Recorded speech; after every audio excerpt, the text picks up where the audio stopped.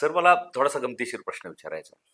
कारण घरामध्ये कधी सणसूद असेल, एखादा चांगला धार्मिक कार्यक्रम असेल, पण काही दाम्पत्यामध्ये वादविवाद खूप होतात आदल्या दिवशी किंवा आधी 1-2 दिवस. तर ह्याचा आणि वास्तुशास्त्राचा काही संबंध असू शकतो? हो, 100% असू शकतो.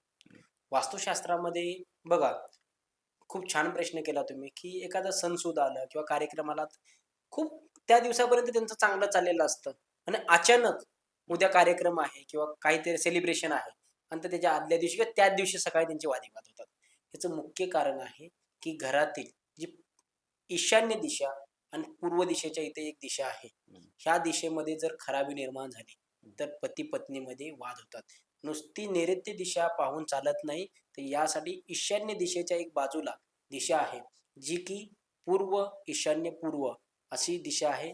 या दिशेमध्ये जर वास्तुदोष असतील, या दिशेमध्ये अनेक काही गोष्टी चुकीच्या असतील, तर या घरामध्ये, परिवारामध्ये वाद झालेले आपल्याला दिसतील. कारण हा समाजातला खूप मोठा प्रश्न आहे खूप मोठं नवरा-बायकोतला अहो, वादविवादाचा.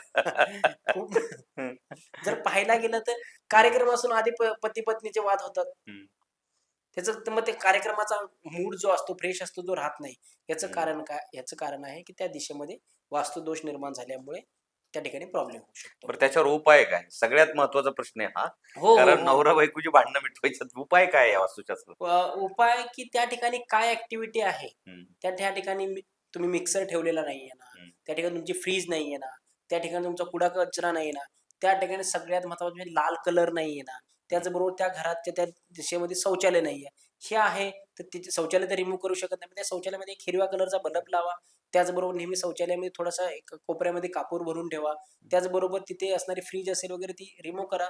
रिमूव्ह करता येत नसेल, तर त्या फ्रीजच्या खाली तुम्ही हिरव्या कलरचा कपडा टाका. या सगळ्या गोष्टी करून त्याच्यामधून तुम्ही समाधान घेऊ शकता.